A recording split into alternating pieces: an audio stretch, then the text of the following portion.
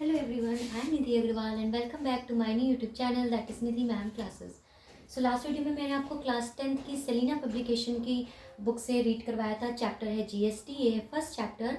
उसका मैंने आपको फर्स्ट 7 सम्स का मेथड बताया था। आज मैं आपको ये क्वेश्चन नंबर 9 बताने जा रही हूँ, इसी एक्सरसाइज का है। इससे किस तरीके के सम्स हो सकते हैं सॉल्व, तो देखिए आपको क्वेश्चन में क्या गिवन होगा। आपको ये चार्ट गिवन होगा, ठीक है। उस चार्ट में क्या दिया हुआ है, आपको एक पीस का रेट दिया हुआ है 225, उसमें क्वांटिटी कितनी परचेज की है 20, डिस्काउंट कितना मिला है 40% और टैक्स कितना लग रहा है 12%, ठीक है।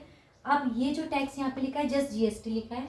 आपके जो क्वेश्चन होगा उस पर लिखा होगा कि वो किस सिटी से किस सिटी में मूव करा रहे हैं, ठीक है।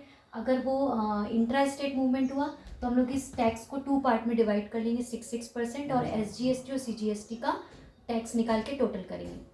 लेकिन अगर ये सेम सिटी में होगा तो फिर हम लोग एक स्टेट से दूसरे स्टेट में होगा तब हम लोग क्या करेंगे, आईजीएसटी निकालेंगे और आईजीएसटी में हम लोग इस टोटल परसेंटेज का यूज़ करते हैं। मैंने लास्ट वीडियो में आपको अच्छे तरीके से समझाया है कि इंट्रा स्टेट और इंटर स्टेट मूवमेंट होता क्या है। अब यहाँ पर इस क्वेश्चन को सॉल्व कैसे करना है, तो देखिए यहाँ पे सबसे पहले एक क्वांटिटी दी है, उसका एक पीस का रेट कितना है 225। हमने कितनी परचेज करी 20 क्वांटिटी, तो उन 20 का हम लोग मल्टीप्लाई कर देंगे। तो देखिए 225 का जब 20 में मल्टीप्लाई करेंगे तो आपका आ गया 4500। इस 4500 में डिस्काउंट कितना मिल रहा है 40%। तो देखिए एक मेथड क्या होता है कि 45 इस वैल्यू का हम लोग 40% निकालें और जो आएगा उसको 4500 में माइनस करेंगे, तब हमारा सेलिंग प्राइस निकल के आएगा। बट अभी हम लोग 10th में आगे हम लोग डायरेक्ट कैसे करते हैं, अगर हमें 40% निकालना है तो इस 40 को 100 में माइनस कर देंगे पहले से ही। तो 100 में माइनस करेंगे तो कितना आ जाएगा, ये 60। तो हम लोग का जो भी ये क्वांटिटी आई है उसका हम डायरेक्ट 60% निकाल देंगे तो हमारा सेलिंग प्राइस आ जाएगा। तो 4500 का हमने 60% निकाला, मल्टीप्लाई करना आपको आता है 0 से 0 कैंसिल, फिर 45 इंटू 60 करेंगे, ये आपका सेलिंग प्राइस आ गया। तो ये फर्स्ट इक्वेशन के लिए आपका सेलिंग प्राइस कितना हो गया 2700। अब सेकेंड वाली लाइन सॉल्व करते हैं। पर पीस का रेट है 320, क्वांटिटी कितनी ली 30, तो इन दोनों का यहाँ पे मल्टीप्लाई किया। मल्टीप्लाई करने के बाद जो वैल्यू है उसमें डिस्काउंट निकालना है, तो 30 दिया है तो 30 को 100 में पहले ही माइनस कर देंगे तो कितना आ जाएगा 70। तो 70% निकाल देंगे तो ये आपका आ जाएगा सेलिंग प्राइस सेकेंड लाइन के लिए। इसी तरीके से हमने थर्ड और फोर्थ लाइन के लिए निकाला। 50% दिया, 50 को 100 में माइनस करेंगे, अगेन 50 नहीं मिलेगा तो 50% निकाल दिया। यहाँ पे 40 को 100 में माइनस करेंगे 60 आएगा, तो 10,000 का 60% निकाल दे, तो ये चारों आपके यहाँ पे सेलिंग प्राइस आ गए। ओके, अब इन सेलिंग प्राइस के बाद हमें इस पे जीएसटी लगाना होता है। तो इस क्वेश्चन में इंट्रा स्टेट मूवमेंट था तो वहाँ पे हमें एसजीएसटी और सीजीएसटी कैलकुलेट करना पड़ेगा, मतलब इस 12 का हमें हाफ करना पड़ेगा। हाफ कितना आ जाएगा 6%। तो ये जो सेलिंग प्राइस आया है ना, इस पर हमें ये 6% निकाल के वैल्यू टैक्स निकालना पड़ेगा। तो 2700 का 6% जब निकालेंगे तो कितना आ गया 162। ये वैल्यू क्या आ गई सीजीएसटी की, किसकी आ गई सीजीएसटी की। जो सीजीएसटी होगा वही एसजीएसटी होगा क्योंकि दोनों में 6% लगता है। फिर हम लोग ने दूसरी वैल्यू ली, दूसरा सेलिंग प्राइस, उस पर भी 6% निकाला तो वो भी एसजीएसटी सीजीएसटी। इस तीसरा चौथा, तो ये हम लोग ने चारों टैक्स निकाल लिए टोटल, ठीक। अब हमें बताना है कि ये टोटल बिल कितने का बैठेगा। तो जब हमें टोटल बिल या टोटल अमाउंट पूछता है कि कितना हमें पे करना पड़ेगा, तो जितना हमारा हर एक वैल्यू के लिए सेलिंग प्राइस निकला था ना, पहला वाला 2700, उस पर ये दोनों टैक्स को ऐड करेंगे 162 प्लस 162। तो हमने जब ऐड किया तो हमारा आ गया 3024।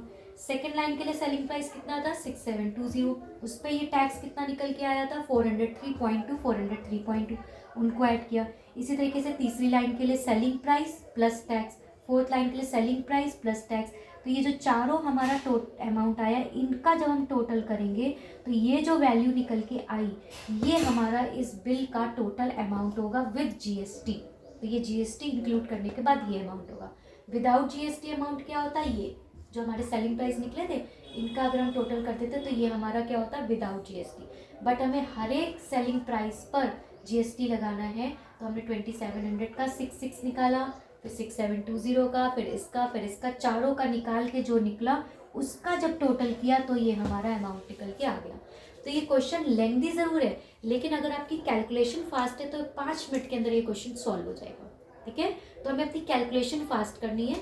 जो सबसे अच्छी चीज़ मैंने आपको बताई है फास्ट करने की वो है डिस्काउंट। डिस्काउंट में बच्चों वाला मेथड नहीं करना है कि पहले 40% निकालेंगे, जो आएगा उसको फिर से माइनस करेंगे, नहीं। हम लोग के पास जो वैल्यू थी है, पहले ही डिस्काउंट को 100 में माइनस कर देंगे और जो आएगा उसका मल्टीप्लाई करेंगे दोनों नंबर का, तो हमारा ये सेलिंग प्राइस आ जाएगा। ठीक है, तो ये एक फास्ट टेक्निक मैंने आपको बताई है।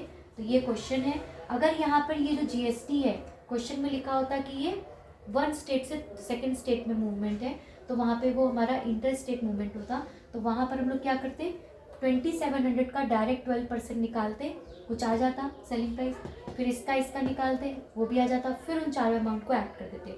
वहाँ पर भी 12 को 6% में स्प्लिट नहीं करना पड़ता। ठीक है, तो वो IGST के लिए होता है, ये हमारा CGST और SGST में ऐसे करना होता है। तो होपफुली आपको ये क्वेश्चन समझ में आया होगा। इस क्वेश्चन से आपके एक्सरसाइज के सॉल्व हो जाएंगे, क्वेश्चन नंबर 8, 9, 10 एंड 11। तो ये 4 क्वेश्चन आपके सॉल्व हो जाएंगे।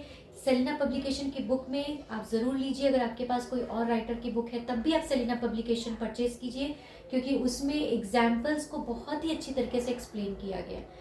जैसे ही आपको ये मेरा वीडियो से आपको ये क्वेश्चन करने का मेथड समझ में आएगा, वैसे ही अगर आप तुरंत एग्जाम्पल्स रीड करेंगे तो आपको इस टाइप के सारे एग्जाम्पल्स समझ में आ जाएंगे।